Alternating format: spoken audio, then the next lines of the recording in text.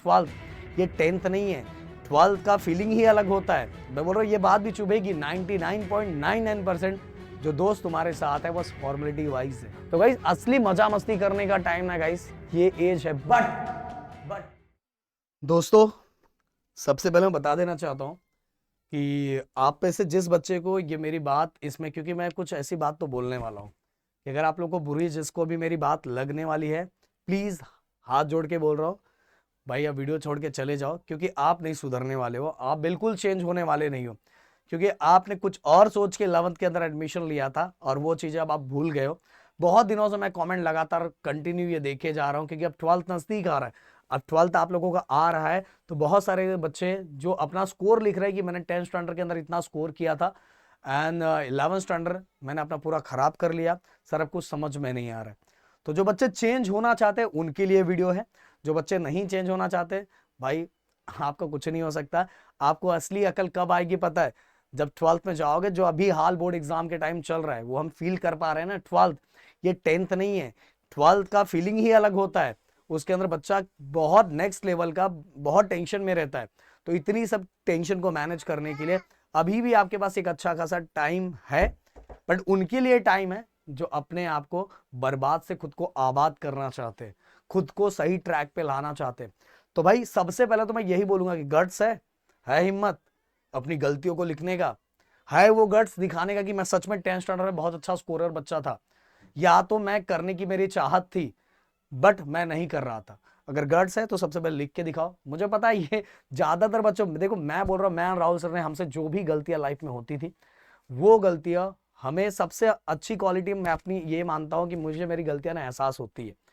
मैं अपनी गलतियां जब जिस दिन मैं गलती करता हूं और मुझे जब पता चल जाता है कि यार ये मैंने गलती की है, मुझे रात भर नींद नहीं आती जब तक वो गलती को मैं सही नहीं कर लूं। और ये मेरा एंड राहुल दोनों का नेचर है।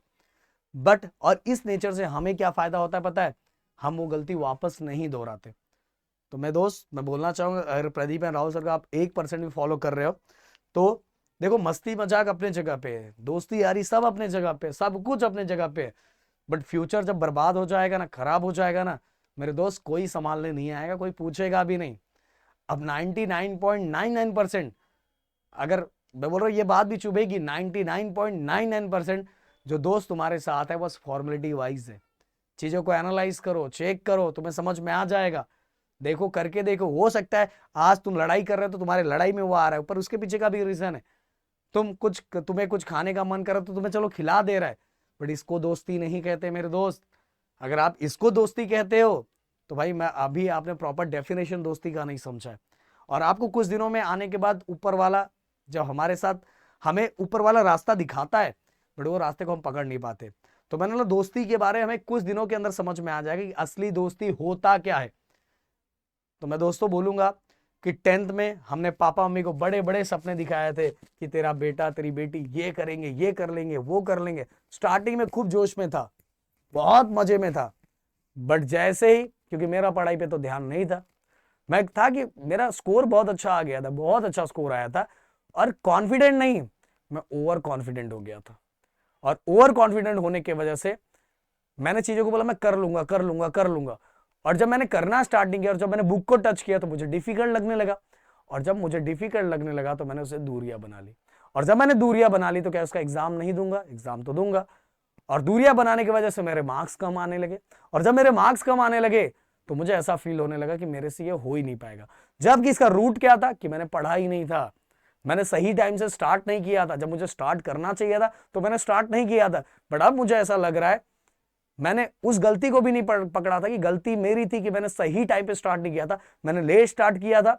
और जब लेट स्टार्ट किया था तो मैंने जब एक बार पहली बार पढ़ा तो मुझे डिफिकल्ट लगा और मैंने चीजों को छोड़ दिया। और ये मेरा ओवर कॉन्फिडेंट था जिसने मुझे डुबा दिया। बट गाइस देखो, जब तुम हाथ पैर मारोगे ना तो निकलने के चांसेस भी रहते हैं। बट अगर तुम अपने आप को पूरा फ्री छोड़ दोगे ना कि भाई हो गया आप कुछ नहीं कर सकता, तो भाई डूबने के चांसेस ज्यादा है। समझ में आ रहा है? तो ओवर कॉन्फिडेंट को हटा के अब कॉन्फिडेंट हो जाओ। प्रदीप सर, राहुल सर पूरा तुम्हारे साथ हैं। मैं बोल रहा हूँ पूरा। एक दो बच्चे मैसेज करते कि सर देखो सर ये लेक्चर वो लेक्चर, भाई मेरा तो पूरा लेक्चर, केमिस्ट्री का पूरा लेक्चर, मैथ के कुछ ही लेक्चर्स बचे होंगे पर जितने लेक्चर्स हैं आप लोग देखो तो दिखना तो चाहिए मुझे कि आप लोग देख रहे हो। सब लास्ट में एग्जाम जब आता है तो दौड़ते हो। मुझे दिखना चाहिए, आपके कमेंट दिखने चाहिए, मुझे दिखना चाहिए। डेली मुझे परेशान करो कि सर मुझे ये लेक्चर चाहिए, मुझे वो लेक्चर चाहिए, तो मुझे दिखेगा, मुझे अच्छा लगे। जैसे आप 10th में परेशान करते थे, हम लोग आप लोगों के लिए करते थे कि नहीं करते थे।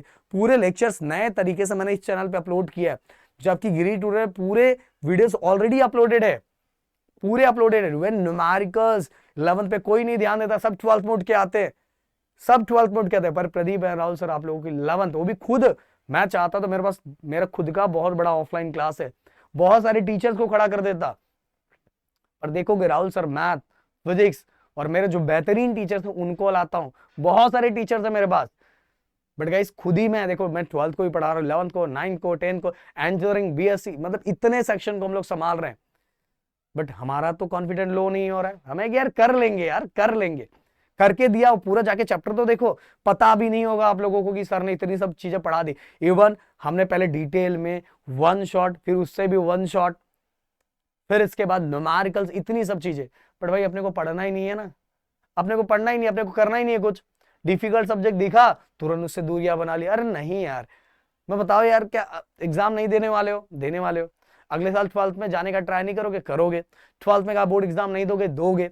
तो क्यों डिफिकल्ट बना रहे हो यार? डिफिकल्ट, देखो मैंने बार बार बोला है कि अगर किसी चीज को तुम डिफिकल्ट मान लोगे, अगर तुम इसमें उतरे हो, तो तुम्हें करना ही है। और ट्राई तो मतलब करो, जब तक नहीं हो रहा तब तक करते रहो। कर देखो, एक दिन आपका ये सब्जेक्ट क्लियर हो जाएगा। आपको लगेगा कि यार कितना सिंपल था, कितना सिंपल था। बहुत सारे बच्चे अननेसेसरी, जो जरूरत नहीं है, वो सोशल मीडिया पे यहाँ वहां ये हो ऐसा वैसा करते रहते। पर जो अच्छी चीजें होगी ना यार, उसको देखने के लिए लास्ट में आएंगे। अच्छी चीजों का लेना देना ही नहीं है उनको, उनको मतलब ही नहीं है।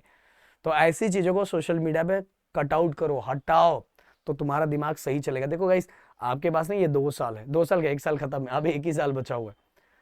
आगे का जो स्टेप है ना, वो 12th के थ्रू ही मिलेगा। जो आपका ड्रीम कॉलेज है, ड्रीम जो जर्नी है, जो आपको जहां पहुंचना है, 12th में कुछ भी गड़बड़ हो गया तो नहीं पहुंच पाओगे। ये क्लियर कट मेरे ख्याल से आपको भी पता चला कि नहीं पता चला। ग्रुपिंग क्राइटेरिया होता है, जेई के लिए भी, नीट के लिए भी, सीईटी के लिए भी, सबके लिए ग्रुपिंग क्राइटेरिया है। ग्रुपिंग क्राइटेरिया के साथ ही जो आगे आप एमएनसी कंपनी में अगर जॉब करना चाहोगे तो 12th और 10th के भी मार्क्स पूछे जाते हैं।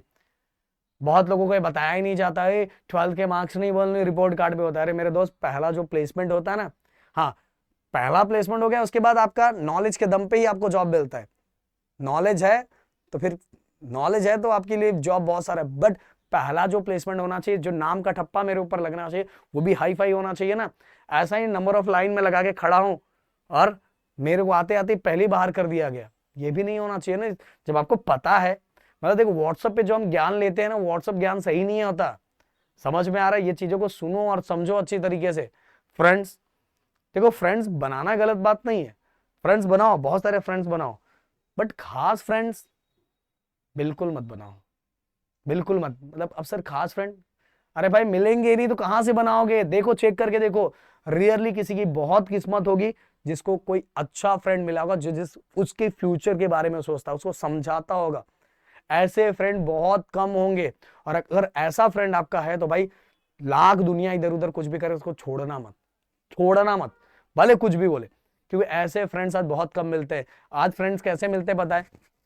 कि अगर ये कुछ कर रहा है तो अगर मैं इसको ना करूंगा तो भाई ये ना फिर मेरे से दोस्ती तोड़ लेगा, इसलिए फॉर्मेलिटी वाली दोस्ती चल रही है। दोस्त अगर बनना भी है ना तो ऐसा दोस्त बनो, अगर अपने को पता है ये नहीं कर रहा है तो इसका 12th इसको कुछ समझ में नहीं आएगा, 12th इसका खत्म हो जाएगा, इसका फ्यूचर में आगे क्या करेगा, तो उसको समझाओ, उसको 2 थप्पड़ मारने का भी हक रखो कि भाई ये गलती तू ये कर रहा है। बट अगर वो चीजें समझ के आपके ऊपर ही हंस रहा है, आप अच्छा समझा रहे हो फिर भी वो हंस रहा है, या तो आप किसी को समझा रहे हैं, आपको कोई समझा रहा है फिर भी आपको आपको अच्छा नहीं लग रहा है, तो कहीं गलत आप हो। और अगर आपको कोई समझा, ये आप किसी को समझा रहे हो और वो आपके ऊपर हंस रहा है, तो भाई वो दोस्ती नहीं है, फॉर्मेलिटी है। तो बस फॉर्मेलिटी निभाते जाओ, दोस्ती वैसा। तो अपने अपने बारे में, खुद के बारे में सोचो। तो शायद मेरी बात आपको समझ में आ रही होगी, जो चीजें मैं कहना चाहता हूँ। प्लीज एनालाइज करो अपने दोस्तों को। कभी भी हम कैसा होता है कि ये मैंने इधर से भाग गया, उधर से भाग गया, ये क्लास छोड़ दिया, मैंने ये नहीं किया, वो नहीं किया। तो बहुत सारे दोस्त, मतलब ये स्वैग माना जाता है आजकल। स्वैग वैग नहीं होता भाई, समझ में है? आगे ना आगे वो बच्चा जब आगे जाता है ना, पूरे जनरेशन उसको इतना परेशानी होती है, इतना झेलना पड़ता है ना। मैंने देखा इतनी लाइफ में ये चीजों को। उस समय बच्चों को बहुत अच्छा लगता है कि मैं एक क्लास से मैंने बंक मार दिया, मैंने लेक्चर अटेंड नहीं किया, मैंने होमवर्क सबमिट नहीं किया, मैं ड्यूड बन गया, हीरो बन गया भाई। कुछ नहीं, आगे समझ में आएगा आने वाले 5 साल में, जब अपने को अपनी मतलब कि आगे आने वाली जो लाइफ है ना, वो जो हमें ठोकर देती है ना, तो हमें समझ में आता है कि यार एक ऐसा दोस्त मिलना चाहिए था ना, जो मैं गलत कर रहा था मेरे कान के नीचे एक देता कि यार तू ये क्या कर रहा है। ऐसा दोस्त चाहिए भाई। अगर ऐसा दोस्त है ना, छोड़ना मत उसको। पर अगर ऐसे दोस्त नहीं है तो बस संभालते जाओ उनको अच्छे से। देखो guys, day by day life में एक चीज याद रखो, ये जो टाइम होता है ना, अपने टाइम के 3 स्टेज होते हैं। 3 स्टेज होते हैं। पहला एक स्टेज ऐसा होता है जब हम छोटे होते हैं, हमारे पास एनर्जी भी होता है, ओके, टाइम भी होता है, पर पैसे नहीं होते। ये वाला जो एज होता है, इस एज के अंदर पैसे भी होते हैं, एनर्जी भी होता है, बट टाइम नहीं होता, ओके। अब फिर इसके बाद जब हम बड़े हो जाते हैं, बड़े होने के बाद जब हमारा एक अच्छा खासा हो जाता है, जिसके हमारे पास पैसे भी हैं, टाइम भी है, पर एनर्जी नहीं होता। तो गाइस, असली मजा मस्ती करने का टाइम ना गाइस ये एज है। बट तुम्हारा एज नहीं है, तुम्हारे एज के बाद वाला एज है। जैसे तुम्हें जॉब मिला, ऐसा जॉब की चाहत रखो जिसके अंदर गाइस जॉब 4 दिन करो और बाकी दिन उन्हीं के पैसे पे मजे करो। वो लाइफ, वो स्टेज की मैं बात कर रहा हूं। नहीं तो तुम कंसीडर करोगे सर ये नहीं भाई, खुद का पैसा भी दूसरे का, मजा भी अपना, एनर्जी भी अपना, और जॉब भी अच्छा खासा चल रहा है। ऐसे सपने देखो, समझ आए? ऐसी कुछ चीजें सोचोगे तो बहुत आगे बढ़ोगे। गोल डिसाइड करो। गोल भूल चुके हो अपना, अपनी चीजों को भूल चुके हो। अब बहुत सारे लोग ब्लेम करेंगे मैंने स्ट्रीम ही सही सिलेक्ट नहीं किया, मुझे ये करना। अरे भाई छोड़ो ना यार, अब कर लो ट्राई, मेहनत कर लो। अब क्या छोड़ के फिर से वापस घूमोगे, तुम्हारा साल बर्बाद जाएगा। किसी को ब्लेम मत करो, तुमने किया था, ट्राई करो। मम्मी पापा ने मेरे को इसमें डाला, ये किया वो किया, ब्लेम करके कुछ नहीं होगा। हो सकता है तुम जितना ब्लेम गेम खेल रहे हो, उससे अच्छा थोड़ा मेहनत कर लोगे तो तुम ये स्ट्रीम से ही तुम्हें प्यार हो जाएगा। बहुत सारे बच्चों एक यहाँ भी मिस्टेक करते हैं, बहुत सारे जगहों पे। मैं बताना चाहूंगा, मेरा खुद का इतना बड़ा ऑफलाइन क्लास है। मेरे ऑफलाइन क्लास में अगर आप पूछोगे, जो भी आजू बाजू अगर आपके कोई दोस्त होंगे, पहचान के दोस्त होंगे, मैं बताना चाहूंगा दिवाली के टाइम 11th स्टैंडर्ड के अंदर क्या होता है पता है? कि यहाँ के अलग चैप्टर आते, यहाँ के अलग चैप्टर आते, यहाँ के अलग चैप्टर आते, यहाँ के अलग चैप्टर आते। बट हमारे ऑफलाइन क्लास के अंदर हमने हर चैप्टर पे उसी तरीके से फोकस किया और सभी बच्चों का सिलेबस ऑन टाइम कंप्लीट किया, टाइम से बहुत पहले कंप्लीट किया। दिवाली के टाइम हमारा 11th खत्म हो गया था। समझ में आ रहा है? क्यों? मुझे पता है कि भाई जब बच्चे आए और भी प्रॉपर सिस्टमैटिक वे में, बस ये नहीं कि भाई इनको एक चैप्टर कर दो, ऐसा कुछ नहीं। हमने सिस्टमैटिक वे में, बहुत सिस्टमैटिक, क्योंकि हमारे इधर पूरा रूटीन, पूरा टाइम टेबल सब सिस्टमैटिक वे में जाता है। 11th को भी हम 12th की तरह ही कंसीडर करते हैं। उनका time table, routine, time table wise सब चीजें जाती है।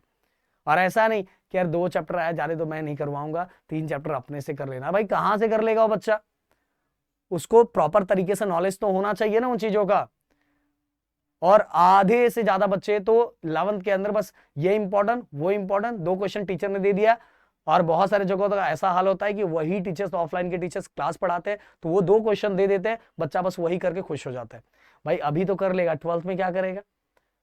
इसीलिए मेरे इधर क्लास के अंदर हम लोग हर टॉपिक पे फोकस करते हैं, क्योंकि हमें पता है 11th स्टैंडर्ड के अंदर अगर बच्चे का 10% कम भी आया, बट उसको नॉलेज ज्यादा रहेगा और 12th में अच्छा स्कोर करेगा। वो 4 क्वेश्चन करके जाके स्कोर तो कर लेगा, बट वो पूरा सिलेबस तो छोड़ के चला जाएगा ना। क्योंकि अगर बोर्ड ने बुक को डिजाइन किया है तो डिजाइन को एक चीजों को सोच समझ के ही किया है। तो गाइस यहाँ आपका ऑफलाइन क्लासेस भी मैटर करता है कि आप कौन जिस ऑफलाइन क्लास के अंदर जा रहे हो या जिस टीचर को आपने सिलेक्ट किया हुआ है, वो टीचर आपको एक रूटीन वाइज सिस्टमैटिक वे में लेके जा रहा है कि नहीं लेके जा रहा है, कि बस ऐसे उड़ाया जा रहा है, कुछ भी करवाया जा रहा है, कोई मतलब नहीं है। उसने भी, टीचर ने भी बोल दिया 2 चैप्टर, तो 2 चैप्टर के इतने क्वेश्चन दे दिया, बस वही क्वेश्चन एक्सप्लेन करके दे दिया, बस वो काम कर दिया। कोई मतलब नहीं है, कोई मतलब नहीं है। आगे जाके आपको बहुत पछतावा और बहुत फील होगा, बहुत ज्यादा फील होगा। समझ में? इसीलिए खुद को चीजों को एनालाइज करो, एनालाइज करो, समझो। और ये चीजें कहीं ज्वाइन करते हो तो हर चीजों को समझ के ज्वाइन करो कि भाई हमें कहाँ ज्वाइन होना है, क्या होना है। समझ में? ये चीज आपके दिमाग में होनी चाहिए। बहुत सारे लोग 2.5 लाख फीस है, 2 लाख फीस है, भाई इधर बहुत मजा हो, जब जाने के बाद ऐसा बुरा फंस जाते हैं, आप घर पे भी नहीं बोल सकते, घर वालों को भी नहीं बोल सकते। जब बता रहा हूँ, मैं अपने इधर का बताता हूँ, जब मेरे इधर 10th के बाद बच्चा एडमिशन लेने के लिए आता है तो मैं बच्चे को 12th का एडमिशन नहीं देता हूँ। बहुत सारे जगह कॉम्बो पैक चलता है, 11 12 साथ में आपको इतना डिस्काउंट मिलेगा। अब बच्चा 11th में आके 6 महीने फंस चुका है, उसको कुछ समझ में नहीं आ रहा, और घर पे भी उसी ने जिद करके वो जगह पे गया था, और जाके उसको कुछ आ जा नहीं रहा है, और नहीं आने की वजह से अब वो वहां से जा भी नहीं सकता क्योंकि उसने 12th का भी फीस भर दिया है। पर हमारे इधर हम ऐसा नहीं करते, 11th पढ़ो, जबकि हमारे इधर हमारे खुद के पेरेंट्स होते हैं, वो हमसे जिद करते नहीं सर दोनों साल का आप कर लेते हैं। नहीं बोला नहीं भाई, 11th पढ़ो, पहले बच्चा सही पढ़ पा रहा है, समझ पा रहा नहीं, फिर इसके 12 देखेंगे ना।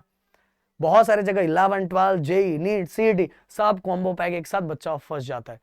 अब बच्चा ना घर पे बोल सकता है, ना किसी को बोल, दोस्तों को भी नहीं बोल सकता कि वही दोस्त उसको चिढ़ाएंगे कि सजेशन दिया था। बट मैं एक चीज सजेशन देना चाहूंगा कि भाई कोई दोस्त आपको चिढ़ाएगा, ये करेगा वो करेगा, वो सब भूल जाओ। अब जो गलती हो चुके पर सही डिसीजन ले लो। अगर आप चेंज कर सकते हो तो चेंज कर लो, शर्म औरम से कि उससे आपका फ्यूचर बर्बाद होने वाला है, समझ में आया? उससे फ्यूचर बर्बाद होने वाला है। कहीं कुछ एक डिसीजन लेने से कुछ दिनों तक आपको चिढ़ाया जाएगा, कुछ किया जाएगा या कोई हंसेगा, पर बाद में तो सब चीजें सही हो जाएगी ना। समझ में आ रहा है कि नहीं? इसीलिए बहुत सारी गलतियां 11th स्टैंडर्ड के बाद बच्चों से हो जाती है, ये भी ले लेते, वो भी ले लेते, ये भी कर लेते, वो भी कर लेते, बट बाद में जाके एहसास होता है। और हमारे इधर में ऐसा नहीं करते, मतलब पहले चेक तो कर भाई तू किसके लिए बना है, मुझे क्या, मैं तो तेरे को 10 कोर्सेज दे देता हूं। पर मैं ऐसा नहीं करता, हमारे इधर का रूल है। जितने बच्चे मेरे ऑफलाइन के पढ़ते हैं उनको सबको पता है, और ये मैं वीडियो बना रहा हूं तो वो देखेंगे ही वो लोग। मेरे इधर का ये रूल है कि मैं नहीं लेता, मैं नहीं लेता। समझ में आ रहा है? तो गाइस मैं बोल रहा हूँ कि देखो, इन सब चीजों को एनालाइज करो ना। मेरे इधर से किसी को कॉल जाता कि भाई मेरे इधर आके एडमिशन ले लो, मेरे इधर कॉल भी किसी को नहीं जाता, क्योंकि अगर मैं अच्छा करवा रहा हूँ तो बच्चे अपने आप दौड़ के आएंगे। समझ में आ रहा है? तो गाइस मिलते हैं नेक्स्ट वीडियो में। Thank you so much guys, जय हिंद एंड जय महाराष्ट्र दोस्तों।